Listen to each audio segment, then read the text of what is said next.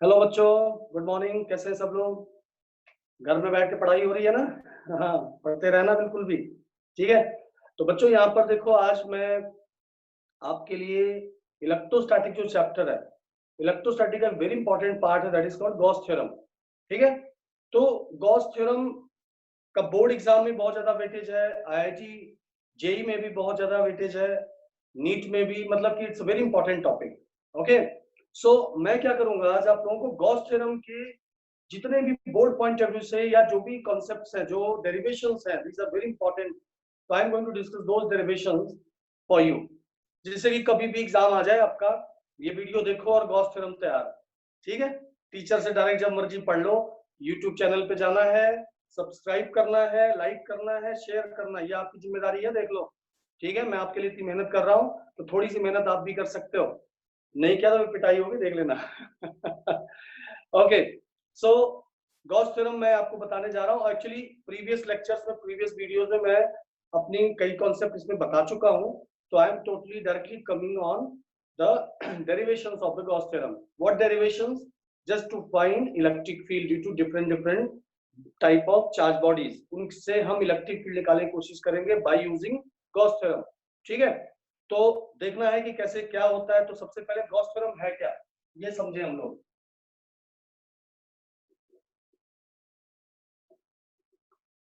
Gauss's theorem.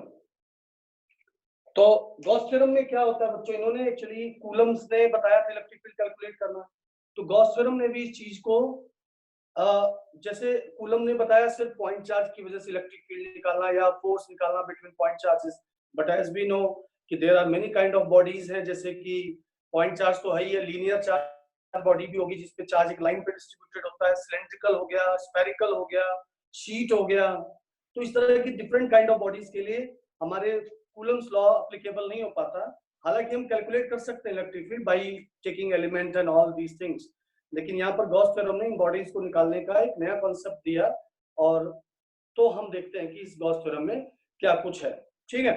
तो इन्होंने बोला कि अगर किसी भी बॉडी से अगर आप इलेक्ट्रिक फील्ड उसका कैलकुलेट करना चाहते हैं, तो इनके थ्योरम में क्या है, इन्होंने बोला कि closed surface integral of electric field. क्या बताया? Closed surface integral. Close integration का मतलब पता है कि जैसे हम नॉर्मल इंटीग्रेशंस करते हैं, लिमिट्स ऑफ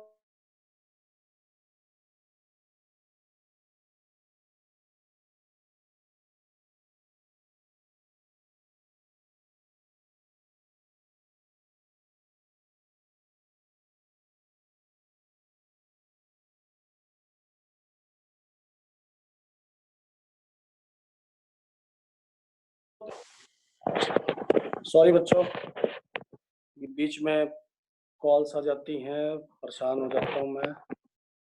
डोंट वरी। सुबह सुबह ही लोग उठ जाते हैं, दिन भर उठे रहते हैं।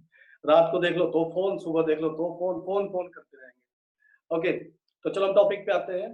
तो close surface integral of electric field, यानी कि नॉर्मल इंटीग्रेशंस होते हैं एक पॉइंट से दूसरे पॉइंट तक, लिमिट्स होते हैं, इंडिफरेंट इंटीग्रेशन। एक सरफेस इंटीग्रल है, यानी सरफेस को इंटीग्रेट करना है। एक पॉइंट से अगर स्टार्ट हो तो पूरा सरफेस कवर हो जाएगा इस इंटीग्रेशन। क्लोज सरफेस मतलब कि पूरी बॉडी को कवर करना। जैसे मान लो इस हमारे पास एक सिलेंडर है ये, तो इसका अगर सरफेस इंटीग्रल लूंगा तो ये पूरा सरफेस, ये वाला सरफेस और ये वाला सरफेस, ये सारे के सारे उसमें कवर हो जाएंगे। ठीक है। तो close surface integral of electric field that is equal to होता है 1 upon epsilon naught times charge enclosed by surface. क्या होता है? चार्ज इनक्लोज, वो जो सरफेस जिसको हम सरफेस इंटीग्रेशन लेंगे, उसके अंदर जितना चार्ज है उसके 1 अपॉन एप्सिलॉन नॉट टाइम्स के बराबर होता है। ठीक है। तो ये गॉस थ्योरम की डेफिनेशन रही कि close surface integral of electric field is equal to 1 upon epsilon naught times the charge enclosed by surface, that surface जिसकी वजह से हम, वो बॉडी जिसकी वजह से हम इलेक्ट्रिक फील्ड निकालना चाहते हैं। ठीक है। अब देखो यहां पर एक टर्म होता है गॉसियन सरफेस, जिसका भी इलेक्ट्रिक फील्ड निकालना चाहते हो, जिस पॉइंट पे आप निकालना चाहते हो, उस पॉइंट को लेते हुए आपने गॉसियन क्लोज सरफेस बनाना है, क्योंकि हमने क्या करना है, सरफेस इंटीग्रल करना है। तो इसलिए हमने ऐसा करना पड़ेगा। तो दैट जो सरफेस आपने बनाया है उसको बोलते हैं गॉसियन सरफेस। ओके। तो चलो मैं इलेक्ट्रिक फील्ड निकालना सिखाऊंगा आपको कुछ चीजों के चलते हैं। So have a look on this. तो ये थ्योरम हमने यूज करना है और आगे मैं आपको बताने जा रहा हूँ। First derivation you can say electric field due to point charge. Coulomb वाला तो पता ही है आपको, गॉस थ्योरम से electric field due to point charge हम करने जा रहे हैं। ठीक है बच्चों, एंड इसको हम ये भी कह सकते हैं proof of Coulomb's law by Gauss theorem. तो पहला डेरिवेशन लिख लें आप लोग, electric field due to point charge by using Gauss theorem. Okay, and या फिर बोलोगे proof of Coulomb's law by Gauss theorem. Done. तो चलो हम देखते हैं। तो हमने यहां पर ले लिया है point charge, this is a point charge. अब इससे आपको सारा कॉन्सेप्ट समझ में आएगा। इस चार्ज से आर डिस्टेंस, यहां पर आर डिस्टेंस एक पॉइंट ले लिया। इस पॉइंट पे मुझे इस चार्ज के चलते इलेक्ट्रिक फील्ड बताना है। ओके, तो अब देखो यहाँ पे इलेक्ट्रिक फील्ड बताना है इस पॉइंट पे। तो अब हमको क्या करना पड़ेगा बच्चों कि इस चार्ज को गॉस थ्योरम कैसे लगाना होता है वो देखना। इस चार्ज को पहले इंक्लोज करना पड़ेगा बाय ए सरफेस। अब वो सरफेस किसी भी शेप का बना सकते हो जिसे चार्ज को क्लोज कर सको। क्यूब भी बना सकते हो, सिलेंड्रिकल भी बना सकते हो, स्फेरिकल सरफेस भी ले सकते हो। तो मैं स्फेरिकल लूंगा क्योंकि इलेक्ट्रिक फील्ड लाइंस का जिस तरह का नेचर होता है ना, उस तरह से मिलता, उस तरह का सिमेट्रिकल अगर हम गॉस सरफेस बनाए तो that will be easy to calculate है। ले तो कोई भी सरफेस सकते हैं लेकिन लेना हमने सिमेट्रिकल है। ठीक है बच्चों, तो देखो अब यहां पर हमको बताना है। तो अब मैंने इसका इलेक्ट्रिक फील्ड लाइन का नेचर देखता हूं तो ऐसे होता है जगह, इस तरह से रेडियल आउटवर्ड, है ना। आप सबने देखा होगा, इलेक्ट्रिक फील्ड लाइंस पढ़ चुके हैं हम लोग। तो इसमें इस तरह का, इसकी इस पॉजिटिव चार्ज का फील्ड लाइन ऐसा होता है। ठीक है, ओके। तो बच्चों यहां पे निकालना था, ये देख रहे हो, तो इसको कैसी बॉडी कवर कर सकती है। अगर आप क्यूब शेप का बनाओगे तब तो इलेक्ट्रिक फील्ड के डायरेक्शन एरिया वेक्टर से बार बार बदलते रहेंगे। तो कैसा सरफेस लेना हमने, इसके लिए सिमेट्रिकली क्या बनेगा, स्फेरिकल। तो बच्चों हमने एक स्फेरिकल सरफेस यहाँ पे ले लिया।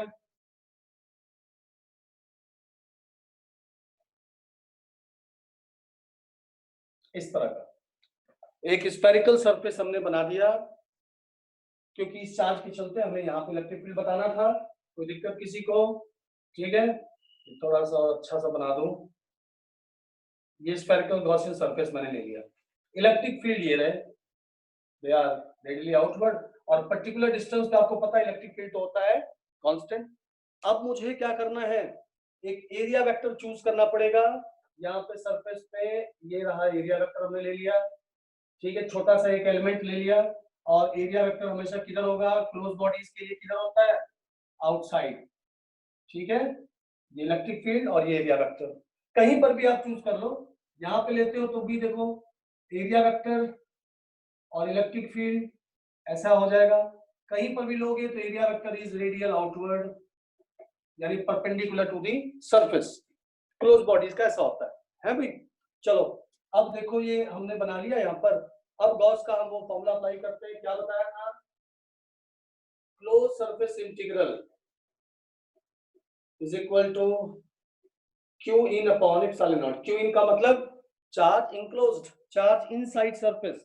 ठीक है बच्चे, कोई दिक्कत किसी को? ओके, अब देखना हमें ये है कि हमने कर लिया। अब ई डॉट डी ए यानी कि dot product of electric field and area vector है। तो डॉट प्रोडक्ट का क्या फॉर्मूला होता है, ए डॉट बी क्या होता है, ए बी कॉस थीटा। तो ए बी कॉस थीटा, यहाँ पे थीटा कितना है, दोनों के बीच का एंगल, एरिया वेक्टर और इलेक्ट्रिक फील्ड के बीच का एंगल कितना है, 0 है। और हर जगह पे वही होगा, तभी मैंने बोला था कि इलेक्ट्रिक फील्ड के सिमेट्रिकल आपको सरफेस, गॉसियन सरफेस डिजाइन करना है। ठीक है, नहीं तो एरिया वेक्टर उसके बीच का एंगल वेरिएबल हो जाएगा, that will be very tough to calculate.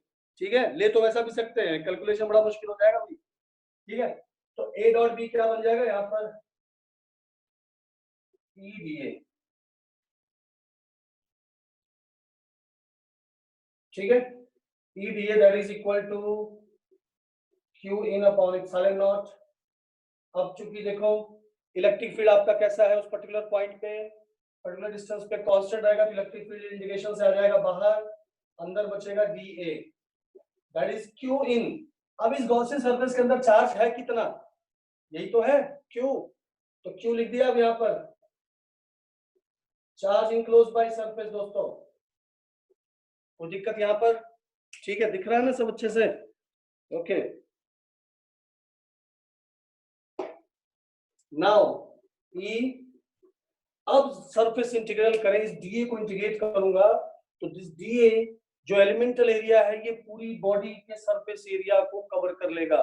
समझ गए? जैसे आइसक्रीम होती है ना, उसके ऊपर चॉकलेट गिराओ एक जगह से, चॉकलेट का वो फ्लो करो, तो वो चॉकलेट धीरे धीरे फैलते फैलते फैलते फैलते क्या होता है, पूरे सरफेस को कवर कर लेता है। तो ये एलिमेंट जो है पूरे सरफेस को कवर कर लेगा। तो कितना होगा इसका surface area? DA will integrate, close integrate करेगा इस बॉडी को, तो एरिया कितना हो जाएगा?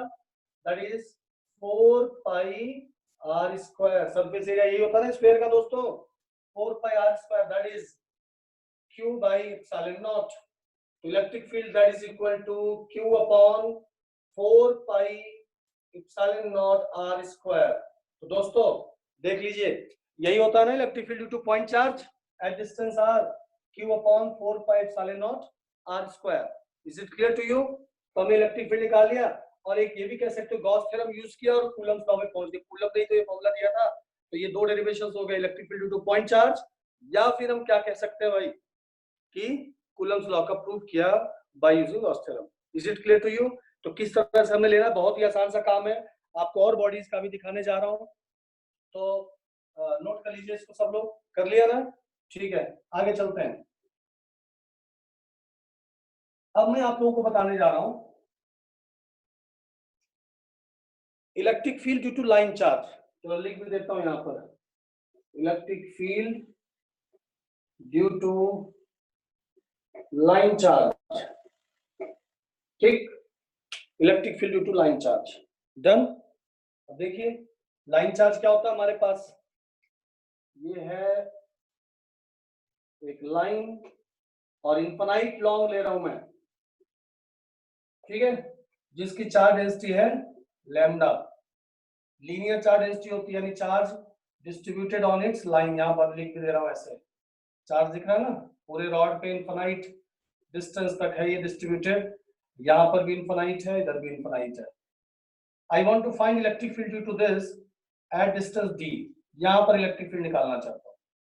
ठीक, तो इस लाइन चार्ज की वजह से यहां पे इलेक्ट्रिक फील्ड निकालना चाहता हूं। अब कूलम्ब लॉ ने तो बताया नहीं था, लेकिन एलिमेंट वगैरह चूज करके इंटीग्रेशन यूज करके हमने इलेक्ट्रिक फील्ड इसका वैसे भी निकाल सकते हैं, ठीक है। लेकिन मेरा यहाँ पे टारगेट है by using Gauss theorem. Okay, clear to you? तो अब क्या करेंगे भाई, पहला स्टेप ध्यान से देखना, पहला स्टेप क्या है हमारे पास, फर्स्ट स्टेप टू फाइंड क्या, गॉसियन सरफेस डिजाइन करना भी है, इसको कवर करना पड़ेगा, क्लोज, इसको क्लोज करना पड़ेगा, और that close surface is called Gaussian surface. तो कैसा बनाएंगे, मैंने अभी समझाया था आपको पिछले वाले डेरिवेशन में कि आपने ये चूज करना है कि भाई इलेक्ट्रिक फील्ड का नेचर कैसा है, what is the shape of electric field lines due to this body, और उसके सिमेट्रिकल आप सरफेस बना दो। तो इसकी इलेक्ट्रिक फील्ड लाइंस किस तरह की होती है, देखो आप इस तरह जा रही होती है, देखो यहाँ पे बना दो, इधर इधर, ऐसे ऐसे ऐसे, चलो इस डेंसिटी को यहाँ लिख देता हूँ, ऐसे ऐसे ऐसे, तो मतलब एक छतरी की तरह बन जाता है ऐसे। थोड़ा 3D है, आप समझेंगे कैसा बन रहा है, ऐसे एक छतरी की तरह बनाने की मैंने एक कोशिश करी है। इट्स लाइक दिस, यहाँ पे ऐसा सर्कल सा बना लो, तो इट्स ऐसे, छतरी होती है ना चारों तरफ ऐसे ऐसे, समझ गए? तो ऐसा यहाँ पे बना लेना। तो इलेक्ट्रिक फील्ड लाइंस ऐसी होती है। तो अब इसकी यूनिफॉर्म कैसी चीज बनाएं कि चारों तरफ वो बिल्कुल सही हो जाए, इलेक्ट्रिक फील्ड लाइंस उस गॉसियन सरफेस के सिमेट्रिकली हो जाए। तो कैसा सरफेस होना चाहिए बताओ, गेस करो। तो आई एम मेकिंग सरफेस, इस पॉइंट को लेते हुए एक सिलेंडर बनाता हूं,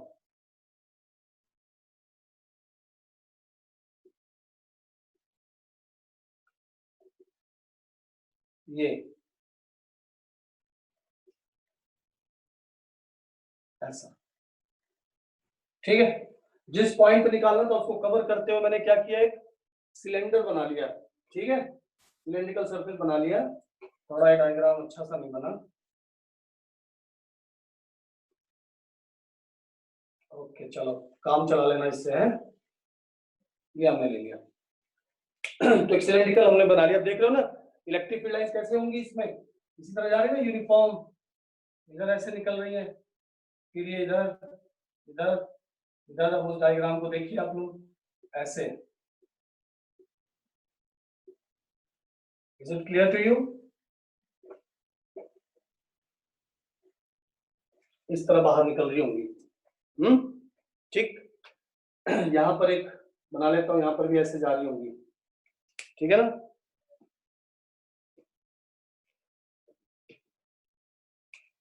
तो ये इलेक्ट्रिक लाइन ऐसे जा रही है इधर साइड में, इस तरह से साइड व्यू देखो।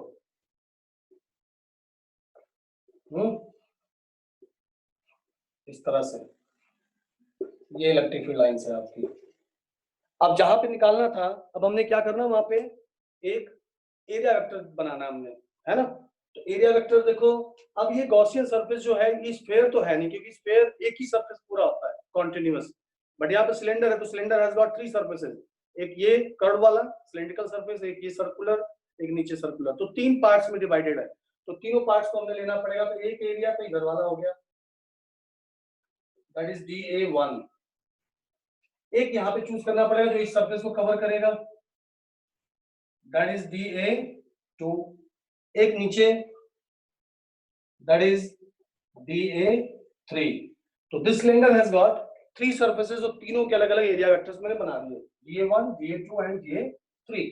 ठीक है, वेक्टर वगैरह लगाते रहना थोड़ा बहुत, कोई दिक्कत वाली बात तो नहीं ना। ओके बच्चों, सो व्हाट हैपेंड हियर कि अब हमें, अब इसको हम गॉस थ्योरम में लेके आते हैं, और सिलेंडर का लेंथ मान लेते हैं L। ये अपने आप लेट कर लिया L है, और डिस्टेंस तो D था ही, क्योंकि D डिस्टेंस पे हमको इलेक्ट्रिक फील्ड बताना था उस लाइन चार्ज से। तो दोस्तों क्या करेंगे हम, देखो वही E dot DA Q in by epsilon naught, closed surface integral of electric field is equal to Q in by epsilon naught। Okay, कोई दिक्कत अभी तक? ठीक चल रहा है। अब इसको क्या करेंगे, डॉट प्रोडक्ट। अब 3 लेकिन सरफेसेज है यहाँ पे, तो तीनों को अलग अलग लेके आना है। ठीक है, तो पहला क्या हो गया, E dot DA1 plus E dot DA2 plus E dot DA3 that is equal to Q in by epsilon naught. यहाँ पे 3 हो गए बच्चे, ठीक है, क्योंकि 3 अलग अलग ओरिएंटेशंस है ना, एक ये सरफेस, एक ये सरफेस और एक ये वाला। ठीक है, सो अब अलग अलग शुरू करें। तो पहले वाले का डॉट प्रोडक्ट E और DA1 का क्या होगा भाई, एंगल 0 है ना दोनों के बीच में, 0 का मतलब क्या हो गया, ये बच गया आपका E DA1, डॉट प्रोडक्ट हट गया, और यहाँ पर आ गया ये प्लस। सेकंड वाले का देखो जरा, इलेक्ट्रिक फील्ड लाइंस कैसे हैं, इस तरह से है, और एरिया वेक्टर किधर है, 90 डिग्री पे। तो दो 90 वेक्टर्स, 90 डिग्री वेक्टर्स है, तो उनका डॉट प्रोडक्ट क्या होता है, 0 ना। तो इस वाले का क्या हो गया, 0 प्लस तीसरा, ये देखिए DA3 इलेक्ट्रिक फील्ड से, तो यहाँ पर भी आपका डॉट प्रोडक्ट क्या रहेगा, 0। तो 2 तो 0 हो गए इन दोनों का, क्योंकि थीटा 90, यहाँ पे लिख देता हूँ theta 90 Q in by epsilon not. Done, कोई दिक्कत किसी को? तो यहाँ पर मेरे बच्चों ये आ गया हमारे पास एक्सप्रेशन। नाउ इलेक्ट्रिक फील्ड चूंकि एक पर्टिकुलर डिस्टेंस पे फिक्स रहेगा, तो इसलिए E बाहर आ गया, और यहाँ पर हमने क्या कर डाला, ये Q in by epsilon not. चलो भाई अब शुरू करते हैं। DA1, ये इसको अगर मैं इंटीग्रेट करूंगा तो पूरा सरफेस कवर होएगा। सरफेस का शेप कैसा है, सिलेंड्रिकल है ना, तो सिलेंड्रिकल सरफेस का क्या होता है, बोलो फॉर्मूला पता है ना, 2 पाई R और H। H का मतलब कितना है, L। R का मतलब यहाँ पे क्या लिख लिया, D, ये आ गया, इनटू इक्वल्स टू H की जगह पे L, सॉरी L दे रखा है हाइट, तो L ये होता है ना surface area of a cylinder, cylindrical surface 2 pi RH। ठीक है, ओके। अब Q इन ये है तो इनफाइनाइट लॉन्ग इस तरह से, लेकिन हमें यहाँ पे हमने बनाया जैसे इनफाइनाइट लॉन्ग नीचे भी जा रहा होगा ऊपर भी जा रहा होगा, लेकिन सिलेंडर इतनी दूर तक है, जो सिलेंडर हमने बनाया था ये वाला सरफेस। तो अब बोल रहा है इसके अंदर कितना चार्ज उसी की जरूरत है, पूरे रॉड पे कितना चार्ज है उसकी जरूरत नहीं है, चार्ज इनक्लोज्ड बाय सरफेस। मेरे बच्चों समझ गए? तो चार्ज इनक्लोज्ड कैसे निकालेंगे, सिलेंडर का लेंथ कितना L और लीनियर चार्ज बॉडी है, तो चार्ज कैसे आएगा, lambda into L, linear charge density है ना, तो चार्ज डेंसिटी में लेंथ मल्टीप्लाई कर दोगे यार, तो क्या हो जाएगा, दैट इज चार्जिंग क्लोज, तो lambda into L by epsilon naught, ठीक है। तो एल और एल कट जाएगा, इलेक्ट्रिक फील्ड क्या हो जाएगा, lambda upon 2 pi epsilon naught D. ये होता है दोस्तों electric field due to linear charge body, कोई भी लाइन चार्ज है और इनफाइनाइट लॉन्ग, मैं बात कर रहा हूं इनफाइनाइट लॉन्ग की, ठीक है, और उसका यहाँ पे इलेक्ट्रिक फील्ड आ जाएगा lambda into 2 pi epsilon naught D, ठीक। अब गॉस थ्योरम से तुम पूछ रहे होगे कि सर ये बताओ इनफाइनाइट लॉन्ग है, ठीक है, अगर इनफाइनाइट ना हुआ तो क्या गॉस थ्योरम यूज कर पाएंगे, कर सकते हैं, लेकिन एक्चुअली वहां प्रॉब्लम ये है कि वहां पर कैलकुलेशन थोड़ा टफ हो जाएगा, कैसे हो जाएगा वो देखना, ये मिटा रहा हूं मैं अब, ये डेरिवेशन सब लोगों ने देख लिया है, लिख लिया है। तो इनफाइनाइट लॉन्ग में तो कोई प्रॉब्लम नहीं आई, लेकिन अगर हम बात करेंगे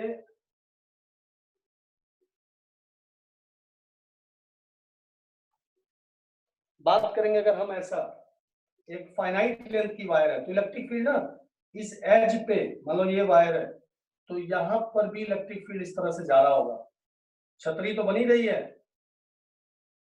इस तरह से, ऐसा, और गॉसियन सरफेस में इस तरह से जा रहा होगा हर तरफ। तो अब यहां पर एंड वाले पॉइंट्स का इलेक्ट्रिक फील्ड कैलकुलेट करना ये थोड़ा मुश्किल हो जाएगा, ठीक है। अगर मैथ बहुत स्ट्रॉन्ग है, कुछ बना सकते हो तो कर सकते हो, अदरवाइज तो यहाँ पे दिक्कत हो जाएगी। इनफाइनाइट लॉन्ग में क्या था, एंड पे फील्ड इधर भी जाएगा ना, देखो रॉड का ये एंड, यहाँ पे तो चार्ज है तो ऊपर चारों तरफ भी देगा, तो इसका कैलकुलेट करना थोड़ा सा टफ हो जाएगा। हाँ, अगर इनफाइनाइट लॉन्ग था जिसके एंड का पता ही नहीं है, तो आपकी हर बीच में इलेक्ट्रिक फील्ड सिर्फ हॉरिजॉन्टल होती है, इस तरह से छतरी वाली, समझ गए। सो यहाँ पर ये प्रॉब्लम है, ठीक है, ये हम कर पाएंगे बाई कैलकुलस, कैलकुलस से हम कर पाएंगे, गॉस थ्योरम में थोड़ी दिक्कत हो जाएगी, गॉसियन सरफेस मिलने में प्रॉब्लम होगी, समझ गए। Okay, so now we have finded this. अब मैं आपको बताने जा रहा हूँ electric field due to sheet, ये भी आपका लॉन्ग शीट है, इनफाइनाइट लॉन्ग शीट है, ठीक है। उस शीट की वजह से इलेक्ट्रिक फील्ड निकालना चाहेंगे, तो शीट बना दिया भैया मैंने,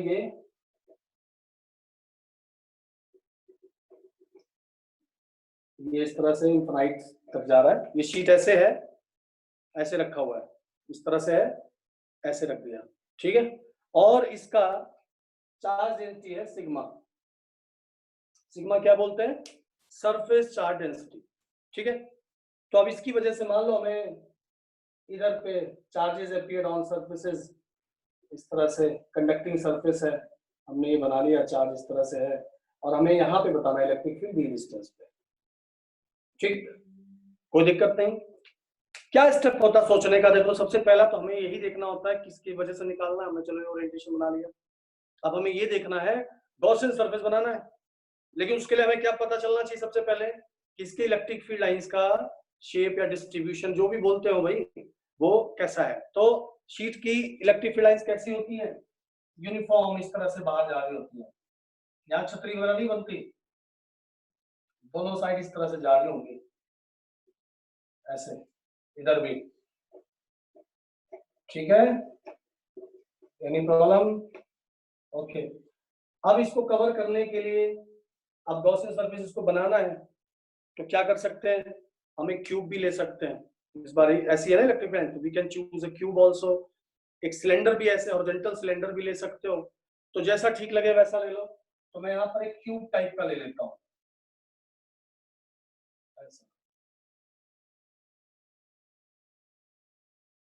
ये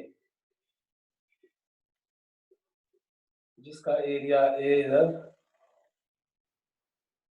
ऐसा, ठीक है, दिख रहा है ये। अब ये डी डिस्टेंस पे बनाया हमने, क्योंकि यहीं पे इलेक्ट्रिक फील्ड निकाला था ना, डिस्टेंस डी। तो अब देखो एक एरिया तो इधर आ गया, एरिया वेक्टर इसके भी होगा 3, एक इधर हो गया, एक इस साइड हो गया dA2, और एक ये ऊपर वाला dA3, ऊपर ले लो चाहे नीचे ले लो वो एक ही बात है, ठीक है, क्योंकि एक ही तरह से ट्रीट होगा सारा का सारा, बल्कि इसकी जगह पे आप सिलेंडर ले लो तो और अच्छा रहेगा, नहीं तो यहाँ पे सर्फेसेस कितने हो जाएंगे, 6 हो जाएंगे। सिलेंडर में 3 ही होते हैं। ये भी देखो बात, अगर हम सिलेंडर ले लेते हैं तो हमारा फायदा हो जाएगा 3 सरफेस है। अब यहाँ पे कितने सरफेस होते हैं क्यूब के, 6 होते हैं। तो मैं इसको एक सिलेंड्रिकल में कन्वर्ट कर देता हूँ। लो भाई, सिलेंडर बना दिया क्यूब की जगह पे, ऐसा, ठीक है। ये सिलेंड्रिकल सरफेस हो गया और एरिया ये हो गया एक, ठीक। सिलेंडर में कन्वर्ट कर दिया because of that thing only, कोई और रीजन नहीं। डन। अब इस सिलेंडर का इस तरफ का एरिया ए लेट कर लिया, ये वाला, इधर का भी एरिया ए है और ये जो भी है। तो अब इसको हम करते हैं फिर से वही हमारा गॉस थ्योरम वाला, ठीक है बच्चों। तो क्या रहेगा, close surface integral that is q in upon epsilon not. Done. समझ में आ रहा है सारी बातें। फिजिक्स में अपना दिमाग ओपन करके रखो, बिल्कुल कुछ भी अपने तरीके। जैसे मैंने देखो पहले क्यूबॉइड टाइप का लिया, फिर मैंने क्या किया, सिलेंडर में कन्वर्ट किया। क्यों किया पता चला ना, क्योंकि यार सिलेंडर में एक सरफेस, दो सरफेस, तीसरा एक में काम हो जाएगा। और क्यूबॉइडिकल शेप लेता हूँ तो क्या रहता है, 6 सरफेसेस होते हैं, 6 फेसेस का ज्यादा टाइम लगेगा, तो इसलिए हमने ऐसे कर दिया, ठीक है। अब 3 फेसेस को चूंकि है अलग अलग, 3 में ब्रेक कर लो वही, E dot D A one plus E dot D A two plus E dot D A three that is equal to Q in by epsilon naught, ठीक है। तो ई और डी जो है बच्चे, ये वाला इलेक्ट्रिक फील्ड, दोनों के बीच का एंगल 0, तो क्या बन जाएगा, E D A one plus D A two वाला भी देखो वही रहा, इलेक्ट्रिक फील्ड इधर भी है, दोनों साइड होता है शीट के, इधर भी, तो दोनों के बीच का फिर से 0, तो close integration E D A two. और तीसरा देखो, ये एरिया वेक्टर ऐसे रहेगा बाहर, इलेक्ट्रिक फील्ड ऐसे रहेगा हमेशा, तो क्या रहेगा इनके बीच का एंगल 90। और 90 का क्या होता है भाई, 0 होता है ना, क्योंकि इलेक्ट्रिक फील्ड तो हमेशा हॉरिजॉन्टल रहेगा, एरिया वेक्टर इसका कहीं पे भी लोगे तो इससे 90 डिग्री पे घूमेगा, तो क्या रहा 0, that is q in by epsilon naught. अब चलो इलेक्ट्रिक फील्ड बाहर dA1 प्लस यहाँ पर इलेक्ट्रिक फील्ड बाहर dA2, यहाँ पर Q in by epsilon naught, ठीक है। अब सरफेस इंटीग्रेशन ऑफ dA1 अगर इंटीग्रेट करूंगा, यहाँ पर dA1 लिखा, तो ये वाला एरिया पूरा कवर हो जाएगा, ये वाला, इसको A लिया, इधर का एरिया भी क्या है, A है, तो E इंटू ए प्लस E इंटू ए आ जाएगा। सिलेंडर के दोनों सामने वाले एरिया सेम होते हैं ना भाई, ये दोनों हो गए। अच्छा क्यू इन भाई, इस सिलेंडर के अंदर कितना चार्ज, शीट पे पता नहीं कितना है, चार्ज डेंसिटी सिग्मा है, हमें चाहिए जो ये सिलेंडर था इसके अंदर कितना चार्ज कैरी हो रहा है इस पॉइंट पर, यहाँ पर, तो सिग्मा इंटू यहाँ तक का एरिया कितना है ए, तो चार्ज क्या आएगा सरफेस चार्ज डेंसिटी से, सिग्मा इंटू एरिया, तो sigma into A divided by epsilon naught, तो यहाँ पे 2EA equals to sigma A by epsilon naught, area गया कट, तो इलेक्ट्रिक फील्ड कितना हो जाएगा दोस्तों, इलेक्ट्रिक फील्ड लिख रहा हूं sigma by 2 epsilon naught, this is electric field due to this sheet, long, मतलब कि काफी बड़ा एरिया, इनफाइनाइट लॉन्ग शीट है ये, उसकी वजह से हमने डी डिस्टेंस पे इलेक्ट्रिक फील्ड आपका बताया, ठीक है। तो डी डिस्टेंस यहाँ पे देख रहे हो, डिस्टेंस पे डिपेंड ही नहीं कर रहा, sigma by 2 epsilon not distance independent है, यानी कि शीट का जो इलेक्ट्रिक फील्ड होता है वो लार्ज डिस्टेंस तक क्या रहता है, यूनिफॉर्म, और वो होता है सिग्मा बाई 2 एप्सिलॉन नॉट, ये डिस्टेंस डिपेंडेंट नहीं होता है। हाँ, बट अगर शीट के कंपेरेटिव डिस्टेंस बहुत ज्यादा हो जाएगा, कोई भी बॉडी अगर है, डिस्टेंस इज लार्ज, तो that body is taken as, उस बॉडी को हम एक पॉइंट चार्ज की तरह ट्रीट करते हैं, तो पॉइंट चार्ज का फॉर्मूला लग जाएगा, ठीक है ना। जैसे बहुत दूर पहाड़ों पे कोई मंदिर भी है, कोई घर बना हुआ है और बहुत दूर है, तो आपको पॉइंट की तरह ही दिखता है ना, तो उसकी वॉल इतनी बड़ी होंगी लेकिन फिर भी आपको इतना छोटा सा दिखता है।